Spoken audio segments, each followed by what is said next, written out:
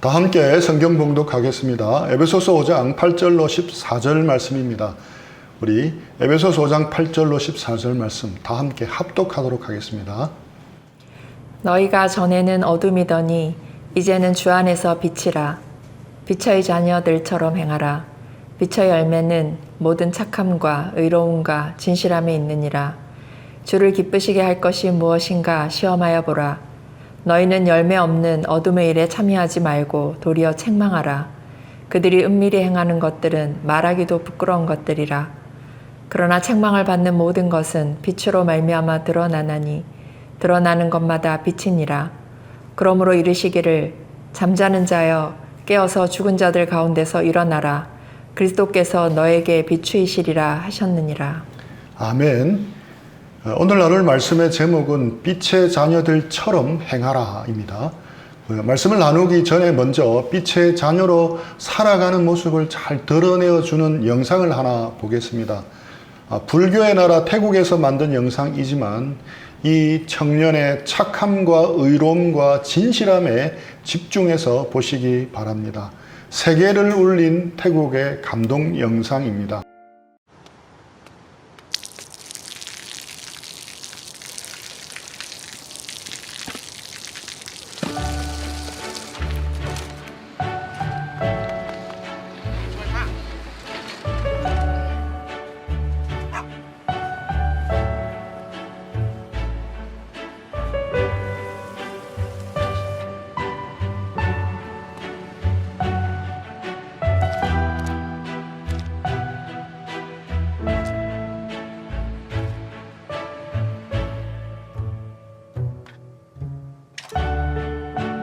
เขาจะได้อะไรถ้าเขาทำแบบนี้ทุกวัน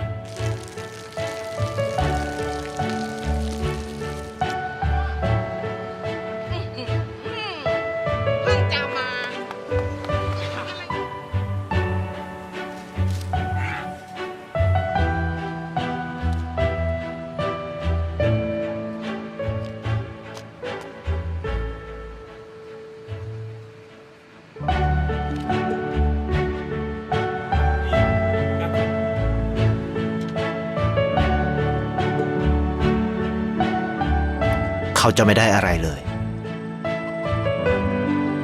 ไม่ได้รวยขึ้นไม่ได้ออกทีวีไม่มีใครรู้จักไม่ได้มีชื่อเสียงที่มากขึ้น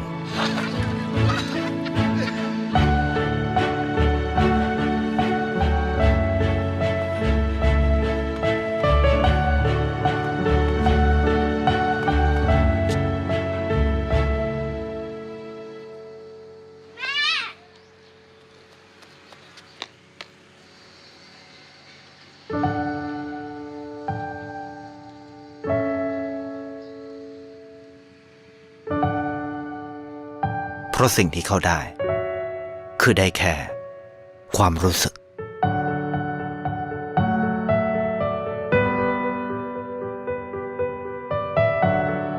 ได้เห็นความสุข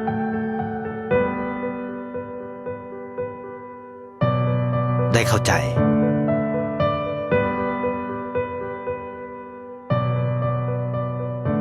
ได้ความรักได้ในสิ่งที่เงินซื้อไม่ได้ได้โลกที่สวยงามกว่าเดิม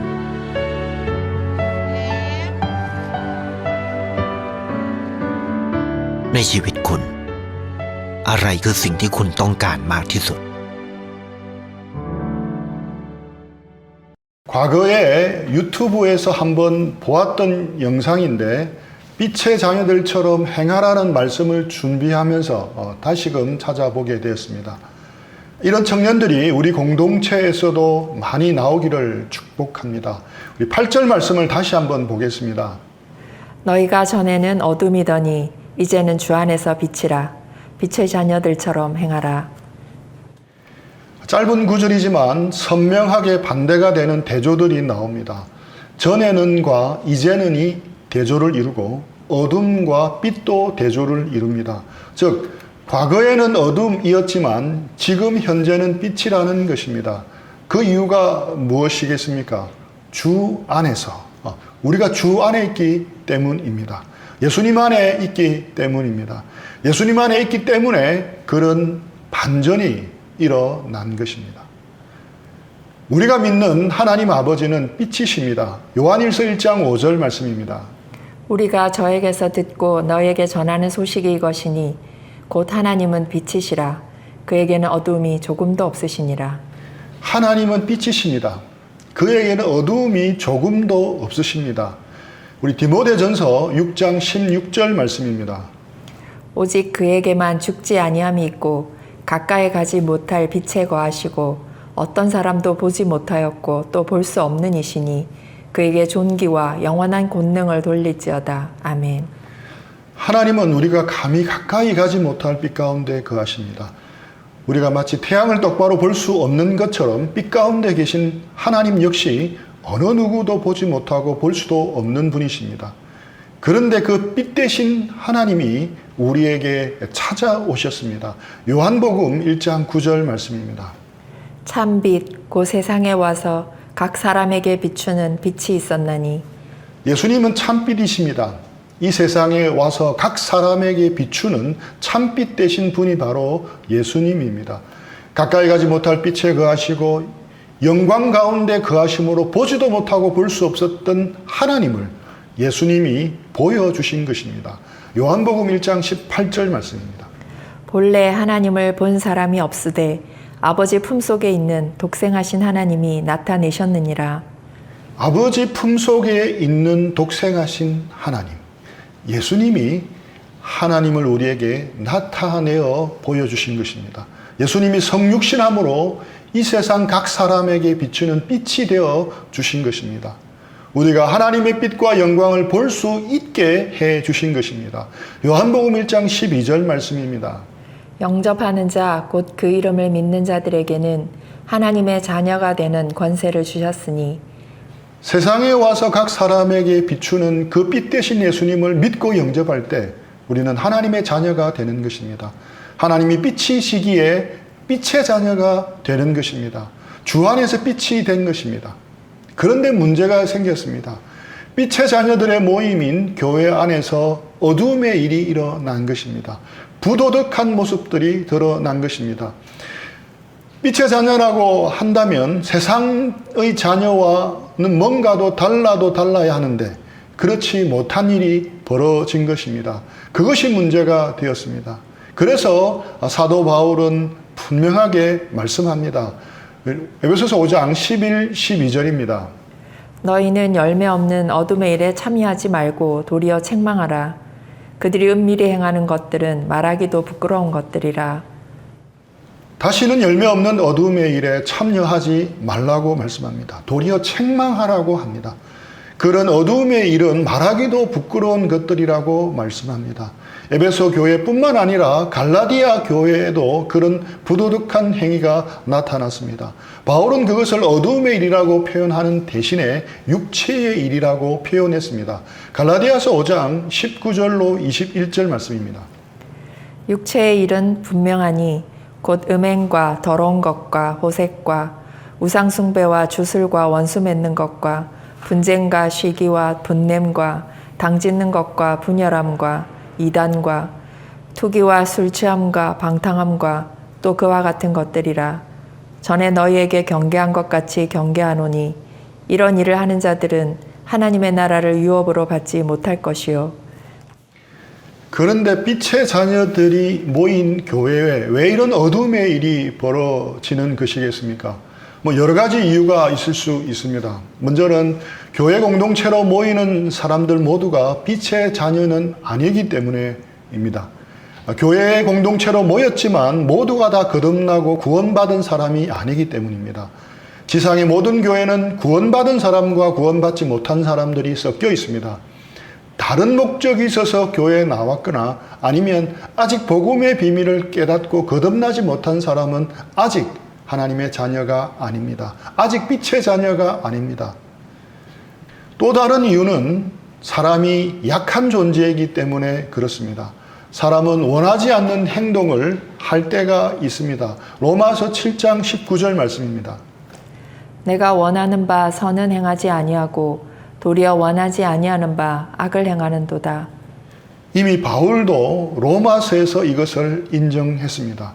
우리는 약하기 때문에 육신과 세상과 사단에게 져서 우리가 원치 않는 일을 할 수도 있습니다. 또한 지금 현실의 교회는 아직 승리한 교회가 아님을 알아야 합니다. 여전히 영적 싸움 중에 있는 교회입니다. 아직 미완성이고 공사 중이라는 것입니다. 그러다 보니 잘못되고 부족한 모습이 드러나는 것입니다. 이런 이유들 때문에 부족한 모습들이 나타날 수 있습니다. 하지만 결코 당연시 되어서는 안 됩니다. 우리가 자동차 운전을 하다 보면 교통법규를 잘 지키더라도 한순간에 사고가 날 수 있습니다. 하지만 사고가 나는 것을 당연시해서는 안 됩니다. 사고가 일상화된다면 분명 문제가 있습니다. 마찬가지로 이런 부족한 모습들이 두드러질 때는 문제가 있는 것입니다. 복음의 영광을 가리고 하나님의 영광을 가리기 때문입니다. 그래서 사도 바울은 분명하게 말합니다. 9절 10절 말씀입니다. 빛의 열매는 모든 착함과 의로움과 진실함이 있느니라. 주를 기쁘시게 할 것이 무엇인가 시험하여 보라. 빛의 자녀가 된 것으로 끝나지 말고 빛의 열매를 맺으라는 것입니다. 열매를 통해서 자신을 드러내라는 것입니다. 우리가 빛의 자녀로 빛 대신 주님과 동행한다면 분명 우리에게는 빛의 열매가 맺힌다는 것입니다. 그 열매는 바로 어두움의 일과 육체의 일과는 현저히 다른 빛의 열매입니다. 모든 착함과 의로움과 진실함이라는 열매입니다. 마태복음 7장 16절에서 20절 말씀입니다. 그들의 열매로 그들을 알지니 가시나무에서 포도를 또는 엉겅퀴에서 무화과를 따겠느냐.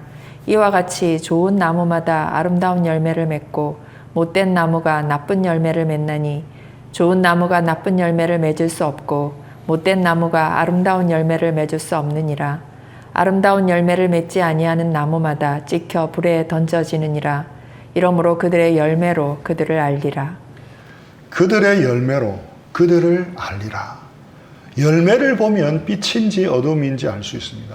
가시나무에서 결코 포도가 맺히지 않습니다. 엉겅퀴에서는 아무리 기다려도 무화과 열매가 맺히지 않습니다. 좋은 나무에서 나쁜 열매가 나올 수 없고 나쁜 나무에서 좋은 열매가 나올 수 없습니다. 어두움에서 빛의 열매가 나올 수 없고 빛에서 어두움의 일이 나올 수 없다는 겁니다. 육체에서 성령의 열매가 나올 수 없고 성령에서 육체의 일이 나올 수 없습니다. 그래서 이러므로 그의 열매로 그들을 알리라라는 말씀으로 결론을 맺고 있는 것입니다. 그렇다면 우리가 어떻게 빛의 자녀로 빛의 열매를 맺을 수 있겠습니까? 핵심은 포커스에 달려 있습니다. 빛의 열매에서 열매의 포커스를 두지 말고 빛의 포커스를 두어야 한다는 겁니다.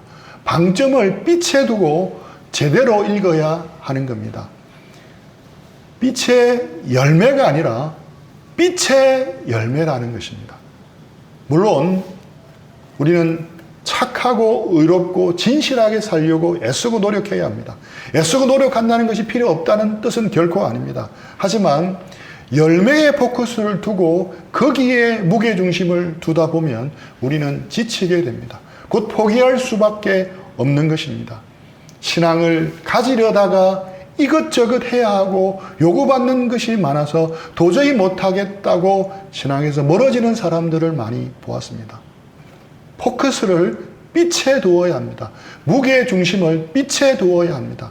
우리는 빛 대신 예수님께 포커스를 두어야 합니다. 우리는 빛 대신 하나님께 포커스를 두어야 합니다. 이를 위해서 우리는 주님께 시야를 고정해야 합니다. 우리가 하는 여러 가지 활동들은 주님을 더 알고 깨닫고 누리는 것에 초점을 맞추어야 합니다. 우린 내면을 주님으로 채워야 합니다. 일주일에 한 번 다 함께 이렇게 예배를 드리는 것은 물론 중요합니다. 처음에는 이것이라도 하는 것이 중요하지만 점차적으로 매일매일의 삶 속에서 주님을 찾는 법을 배워야 합니다. 말씀과 기도를 통해 주님과 동행하는 법을 배워야 합니다. 에베소서 전반부는 복음이고 후반부는 삶이라고 했습니다. 전반부 복음이 분명히 서야 후반부 삶이 세워집니다. 복음이 무엇입니까? 복음은 글자 그대로 복된 소식, 굿뉴스입니다. 그런데 복음이 왜 기쁜 소식 혹은 좋은 소식입니까? 복음이 값없이 제사함을 주기 때문입니다. 복음이 하나님의 무서운 형벌인 지옥의 형벌에서 우리를 건져주기 때문입니다. 복음이 평안과 기쁨과 복을 주기 때문입니다. 하지만 이것들은 가장 핵심적인 것은 아닙니다. 복음에서 가장 핵심적인 것이 무엇이겠습니까? 여러 봉우리 중 가장 우뚝 솟은 높은 봉우리가 무엇이겠습니까? 베드로전서 3장 18절입니다. 그리스도께서도 단번에 죄를 위하여 죽으사 의인으로서 불의한 자를 대신하셨으니 이는 우리를 하나님 앞으로 인도하려 하심이라. 육체로는 죽임을 당하시고 영으로는 살리심을 받으셨으니. 이 구절에서 그리스도께서 죄인을 위해 대신 죽으시고 부활하신 이유가 무엇이라고 말씀하고 있습니까? 우리를 하나님 앞으로 인도하려 하심이라. 우리를 하나님께로 인도하기 위해서라는 것입니다. 복음이 우리에게 주는 가장 좋은 선물은 바로 하나님입니다. 하나님 자신입니다. 그래서 존 파이프는 이렇게 말합니다. 하나님이 복음이다. 다시 말해 좋은 소식을 좋게 하는 것은 바로 하나님 자신이다.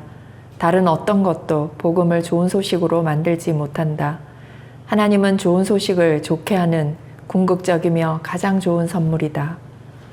심지어 제사함 받는 것도 구원의 확신을 가지는 것도 좋은 소식이지만 복음이 주는 가장 좋은 것이 아니라는 것입니다.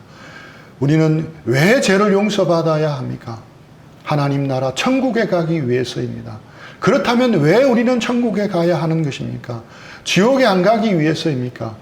그곳이 그저 좋은 곳이기 때문입니까? 의식주 걱정이 없는 곳이기 때문입니까? 아름답고 영광스럽고 밝고 빛나는 곳이기 때문입니까? 모든 질병과 근심과 평안과 고통이 사라지기 때문에 그렇습니까? 이 세상을 여러 가지 이유로 고통스럽게 살아가는 분들에게는 그래서 천국이 더 소망이 되고 기다려지는 곳일 수 있습니다. 살아가는 것이 하루하루가 버겁게 느껴지는 분들에게도 그래서 천국은 분명 좋은 곳입니다. 그런데 시편 기자는 뜻밖의 고백을 합니다. 시편 73편 23절에서 25절입니다. 내가 항상 주와 함께하니 주께서 내 오른손을 붙드셨나이다. 주의 교훈으로 나를 인도하시고 후에는 영광으로 나를 영접하시리니 하늘에서는 주 외에 누가 내게 있으리요 땅에서는 주밖에 내가 사모할 리 없나이다. 시편 기자의 고백은 그가 이 땅에 있든지 하늘에 있든지 그것보다 더 중요한 것이 주님이라는 겁니다. 이 땅에서뿐 아니라 하늘에서도 오직 하나님 한 분 외에 사모할 리가 없다고 고백합니다. 그에게 있어 하나님 나라가 좋은 것은 하나님이 그곳에 계시기 때문이었습니다. 그가 천국에 갔는데 그곳에 하나님이 계시지 않는다면 그곳이 아무리 웅장하고 화려하고 영광스럽다 하더라도 의미가 없다는 겁니다. 하나님과의 교제를 누릴 수 없다면 천국은 좋은 곳이 아니며 기쁜 소식도 아니라는 것입니다. 그에게는 차라리 지옥이라 하더라도 하나님의 사랑을 누릴 수 있다면 그곳이 천국이 될 것입니다. 그래서 사실상 하나님을 사랑하지 않는 사람들에게는 천국이 그렇게 의미가 없습니다. 이정규 목사님의 책에서 읽은 내용입니다. 이분이 예전에 교회를 오래 다닌 한 형제와 상담을 한 적이 있습니다. 이 형제는 모태신앙이었고 대학 시절까지는 열심히 교회에서 활동을 했습니다. 지금은 직장에 다니고 있고 그의 삶은 하나님과는 멀어져 하나님과의 교제가 전혀 없었습니다. 이 형제의 관심은 오직 돈과 명예, 승진, 권력, 좋은 차, 좋은 집, 휴가, 오락, 스포츠 등에 있었습니다. 물론 이러한 것들이 결코 나쁘다는 것을 말하는 것이 아닙니다. 하지만 이 형제는 이런 것들에만 온통 관심을 다 빼앗기고 있었습니다. 그것이 문제였습니다. 이 형제는 일주일에 한 번은 교회에 가서 예배를 드리기는 했습니다. 하지만 그 외에는 기도도 성경 읽기도 도통하지 않았습니다. 누가 봐도 거의 믿지 않는 사람처럼 살아가고 있었습니다. 그런데 놀랍게도 이 형제는 구원을 확신하고 있었습니다. 그래서 목사님이 이 형제에게 좀 충격 요법을 사용합니다. 제 생각에는 형제는 구원을 확신하면 안 될 것 같습니다. 아니 뭐라고요 목사님? 그게 무슨 말입니까? 형제는 화가 나서 언짢은 투로 항변을 했습니다. 자신은 꽤 오랫동안 교회를 다녔으며 한때 봉사와 전도도 했고 하나님께서 살아계신 것도 확실히 믿고 있다고 말했습니다. 너무 강한 충격을 준 것인지 많이 흥분한 상태였습니다. 목사님은 거기서 멈추지 않고 더 나아갔습니다. 이 말을 해주면 형제가 기뻐할 줄 알았다라고 말했습니다. 형제가 어이가 없다는 듯이 말합니다. 그 말을 듣고 제가 기뻐하겠습니까? 구원 못 받는다는 말을 듣고 어느 누구가 기뻐하겠습니까? 형제는 시간이 없어서 기도나 성경 읽기를 하지 않는다고 했습니다. 주말엔 쉬고 싶어서 성도들과 교제하거나 성경 공부 소모임도 하지 않고 싶다고 말했습니다. 주일 예배는 참석은 하지만 매번 지루해 합니다. 하나님과까지는 교제도 거의 없습니다. 하나님 말씀도 거의 듣지 않습니다. 그러니 당연히 그 말씀을 행하지 않습니다. 그렇다면 형제는 왜 천국에 가려고 합니까? 천국에서는 형제가 싫어하는 그런 것들밖에 없습니다. 예, 뭐라고요? 천국에서 누리는 기쁨은 지금 형제가 기뻐하고 즐거워하는 것과 너무 거리가 멉니다. 그곳에서 성도들은 하나님께 예배하는 것으로 기뻐합니다. 기도하며 찬송하며 하나님을 높이는 일로 뛸듯이 기뻐합니다. 나중에 요한계시록을 주의 깊게 읽어보십시오. 온통 예배입니다. 천국은 물질이나 쾌락보다 하나님을 더 사랑하는 사람들만이 즐거운 곳입니다. 그런 곳은 형제에게 적합한 곳이 아닙니다. 혹 우리에게도 이 형제의 모습이 보이지는 않습니까? 자신을 정직하게 한번 돌아보시기 바랍니다. 하나님이 복음입니다. 우리를 하나님께로 인도하는 것이 복음입니다. 우리가 하나님과의 교제를 통해 기쁨을 누리는 것이 복음입니다. 우리가 전에 즐기던 것을 계속 즐기면서 지옥에만 가지 않도록 하기 위해 예수님이 십자가에 못 박혀 죽으신 것이 아닙니다. 오히려 전에 즐기던 것을 버리고 하나님을 즐거워하도록 십자가에서 죽으시고 부활하신 것입니다. 복음은 하나님을 사랑하는 사람들이 누리고 즐거워하는 기쁜 소식입니다. 복음은 지옥은 싫지만 죄는 사랑하는 사람들에게 기쁜 소식이 아닙니다. 복음은 하나님은 싫지만 천국은 좋아하는 그런 사람들에게 진정으로 기쁜 소식이 아닙니다. 그래서 19세기 목회자 제이시 라일은 그러한 사람을 향해 이렇게 말합니다. 천국의 기쁨은 당신이 바라는 기쁨과 다릅니다. 천국의 행복은 당신이 맛볼 수 있는 행복이 아닙니다. 천국에서 하는 일은 당신을 오히려 지치게 하고 당신의 마음에 부담이 될 것입니다. 너무 늦기 전에 회개하고 돌이키십시오. 천국은 삼위 하나님과 영광스러운 교제를 나누는 것입니다. 삼위의 하나님, 성부, 성자, 성령 하나님이 영원 전부터 누리셨던 완벽한 기쁨과 행복의 교제와 사랑 안으로 우리를 인도하는 것입니다. 그리스도 안에서 삼위 하나님이 누리시던 그 완벽하고 위대한 사랑을 우리 역시 누리게 하는 것이 복음입니다. 하지만 이러한 하나님과의 교제는 천국에서만 가능한 것이 아닙니다. 하나님께서는 우리로 하여금 이 땅에서도 하나님을 보고 맛볼 수 있도록 하셨습니다. 물론 그것은 천국에서 누리는 완전한 기쁨보다는 희미하고 작을 것입니다. 하지만 험난한 이 세상에서의 삶을 기쁨으로 채울 만큼은 충분히 베풀어집니다. 그 구체적인 방법은 말씀과 기도로 주님과 만나는 것입니다. 우리가 하고 있는 경건의 시간입니다. 또 함께 성경을 읽을 수도 있습니다. 공동체 성경 읽기가 하나의 방법이 될 수 있습니다. 그리고 기도하는 것입니다.